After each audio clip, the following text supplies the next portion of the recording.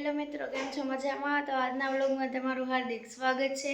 તો આજે આપણે વહેલા ઉઠીને તૈયાર થઈ ગયા છીએ। આપણે આજે બહાર જવાનું છે, તો કઈ જગ્યાએ જવાનું છે એ આપણે તમને આગળ વિડીયોમાં બતાવશું। તો છેલ્લે સુધી બન્યા રહેજો અને અમારી ચેનલમાં નવા હોય તો અમારી ચેનલને લાઈક કરો, શેર કરો અને સબસ્ક્રાઈબ કરો। આપણે 4 વાગ્યાનું ઉઠીને તૈયાર થઈ ગયા, પણ હવે બધા લઈ જાય તો સારી વાત છે। તો આજના 4:45 વાગી ગયા છે। સવારમાં મને તો બહુ ઉતાવળ થાય છે, જવાનો હરખ અંધાઈથી જાજો મને જ છે। તો હવે આપણે નીકળી ગયા છીએ ઓલરેડી। અત્યારનો વ્યૂ બહુ મસ્ત છે, અત્યારે જવાની કંઈક મજા જ અલગ આવે છે। આપણને લાગી હતી ભૂખ, એટલે આપણે નાસ્તો કરવા બેસી ગયા છીએ। તમે જોઈ શકો છો બધાને કેટલી ભૂખ લાગી, બધાય નાસ્તો કરવા બેસી ગયા। મરચાં લ્યો, મરચાં। એમાં મારી મોટી મને મરચાં બહુ ભાવે, તમે જોવો એ મરચાં જ ખાય।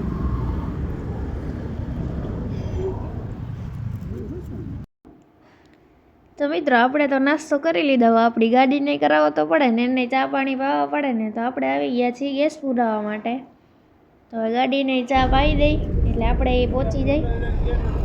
તો આપણે ઓલરેડી રાજકોટમાં એન્ટ્રી લઈ લીધી છે, રાજકોટ પહોંચ્યા છીએ। હજી ક્યાં જવાનું છે એ તો તમને આગળ વિડીયોમાં જ જોવા મળશે। આપણે જે જગ્યાએ જવાનું છે તેનો રસ્તો આવી ગયો છે, તો હમણાં તમને આગળ વિડીયોમાં બતાવશું કે આપણે કઈ જગ્યાએ આવ્યા છીએ। તો મિત્રો, આપણે ઓલરેડી પહોંચી ગયા છીએ। આપણે આવ્યા છીએ સિંહોર તાલુકાના કનાડ ગામમાં, કાકા બળિયા દાદાનું મંદિર છે। તો મિત્રો, દર્શનમાં પણ ઘણી મોટી લાઈન છે, વારો આવતા હજી વાર લાગશે। તો તમે જોઈ શકો છો મિત્રો, કેટલું પબ્લિક કાકા બળિયા દાદાના દર્શન કરવા માટે આવ્યું છે। અને કાકા બળિયા દાદા 3.5 દિવસમાં મિત્રો ગમે તેવો દુખાવો હોય ને બધું મટાડી દે છે। તો કોમેન્ટ બોક્સમાં જરૂરથી લખજો જય કાકા બળિયા દાદા। તો મિત્રો, આપણે દર્શન કરીને નીકળી ગયા છીએ ને હવે આપણે જવાનું છે બગદાણા। તો ત્યાં જઈને તમને મંદિરને બધું બતાવશું, દર્શન કરાવશું। તો મિત્રો, આપણે ઓલરેડી બગદાણામાં એન્ટ્રી લઈ લીધી છે, આપણે પહોંચી ગયા છીએ। તો તમે જોઈ શકો છો અહીંયા બજાર પણ છે બગદાણામાં। જો મિત્રો, વસ્તુ પણ સારી મળે છે અહીંયા। આપણે લેવાનું તો કાંઈ નથી, કોઈ લઈ નથી દેતું। તો ચાલો, હવે આપણે આવ્યા છીએ દર્શન કરવા માટે। તો તમને બજરંગદાસ બાપુના દર્શન કરાવશું, બાપા સીતારામના। અહીંયા પણ ઘણું પબ્લિક છે હો મિત્રો, તમે જોઈ શકો છો ઘણું પબ્લિક આરામ પણ કરે છે। તો ચાલો, હવે આપણે જાશું મંદિરમાં અંદર દર્શન કરવા માટે।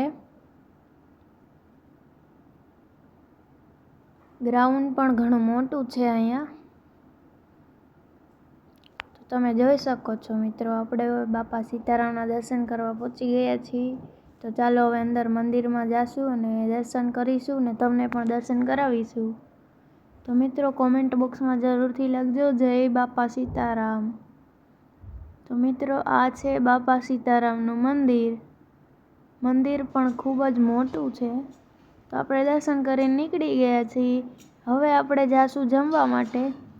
મિત્રો, વિશ્વમાં સૌથી મોટું અન્નક્ષેત્ર છે ને બગદાણામાં બજરંગદાસ બાપુનું માનવામાં આવે છે।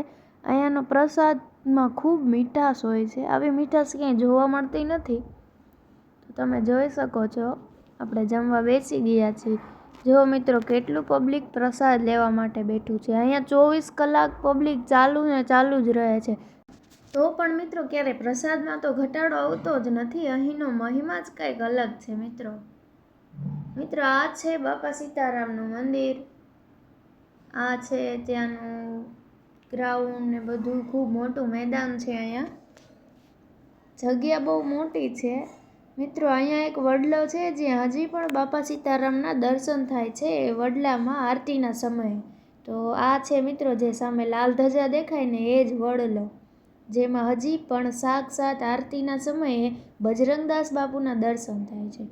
અને આ છે એમ્બેસેડર ગાડી 6671, હો ભાઈ, બાપુની ગાડી છે આ, હજી પણ અહીંયા રાખેલી છે પબ્લિકના દર્શન કરવા માટે।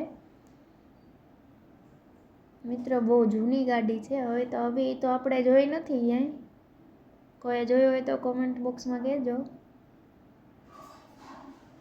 તો મિત્રો હવે આપણે દર્શન કરી નીકળી ગયા છીએ ને હવે આપણે જવાનું છે ભગુડા. તો મિત્રો આપણે ભગુડા માંગલધામ પહોંચી ગયા છીએ મોગલમાના દર્શન કરવા માટે. અહીંયા પણ એટલું જ પબ્લિક છે ને અહીંયાનો પણ વ્યૂ તો બહુ મસ્ત જ છે. તો મિત્રો આપણે દર્શન કરી લીધા છે મોગલમાના. જય મોગલમાં. કોમેન્ટ બોક્સમાં જણાવજો અમારો વ્લોગ તમને કેવો લાગ્યો. તો મિત્રો અહીંયાનું પણ પબ્લિક ઘણું છે હો. આ છે માંગલધામ. તો તમે જોઈ શકો છો મિત્રો અહીંયા પણ ખૂબ મોટી જગ્યા છે. તો આપણે મોગલમાના દર્શન કરી લીધા છે અને હવે આપણે નીકળી ગયા છીએ એક વાડીએ જવા માટે. પપ્પાના ફ્રેન્ડની વાડી છે તો આપણે ત્યાં રાત રોકાવાની છે. હવે સંધ્યાનો સમય થઈ ગયો છે એટલે હવે ક્યાંય જવાશે તો નહીં. હવે આપણે રોકાવું પડશે આરામ કરવા માટે. સવારના વહેલા નીકળ્યા છીએ એટલે હવે રોકાવું પડે. આપણે પાછળ બેસવાનું હોય પણ ગાડી હાંકવાવાળા થાકી જાય ને. તો મિત્રો આપણે એક વાડીએ રોકાઈ ગયા છીએ. અહીંયા પણ બહુ મજા આવે એવું છે. ખૂબ મોટી છે વાડી. ને મિત્રો અહીંયા જો સૂર્યમુખીના ફૂલ ને એવું બધું વાવેલું છે. વાડીએ આમ પણ મજા આવે છે. આપણે કોઈ દી ગયા ન હોય ને બાકી રોજ જતા હોય ને ખબર હોય કેવી મજા આવે. તો આપણે વહેલા ઉઠી નીકળી ગયા છીએ ને આપણે પહોંચી ગયા છીએ પરબધામ. તો મિત્રો અહીંયા પણ ખૂબ મોટી જગ્યા છે પરબધામની પણ. હવે આપણે જઈશું પરબધામના મંદિરે. તો આ છે પરબધામનું મંદિર. અહીંયા વાતાવરણ બહુ મસ્ત છે મિત્રો. એમાં પણ આપણે સવારમાં વહેલા પહોંચી ગયા છીએ એટલે આમ મજા આવે છે. શાંત વાતાવરણ છે એકદમ. તો મિત્રો આ છે આપણું પરબધામ. અંદર મંદિરમાં તો ફોટોશૂટ કરવાની મનાઈ છે એટલે આપણે તમને બહારથી જ બધું બતાવીશું. અહીંયાની જગ્યા છે ને આ છે મંદિર. તો મિત્રો આપણે પણ દર્શન કરી નીકળી ગયા છીએ. પરબધામ રોકાવાની પણ જગ્યા છે, જમવાની સુવિધા છે. આપણે સવારે વહેલા આવ્યા છીએ એટલે દર્શન કરી નીકળી જઈશું. તો મિત્રો આપણે અહીંયા થાબડી લેવા માટે ઊભા રહી ગયા છીએ ને આપણા મોટા બાપુ બનાવવામાં જ રહી ગયા. તો જય મહાવીરની સ્પેશિયલ થાબડી. મિત્રો અહીંયાની થાબડી ખૂબ વખણાય છે તો આપણે થાબડી લઈને નીકળી ગયા છીએ. તો આજનો વ્લોગ તમને કેવો લાગ્યો કોમેન્ટ બોક્સમાં જરૂરથી જણાવજો અને અમારી ચેનલને લાઇક, શેર અને સબસ્ક્રાઈબ કરજો.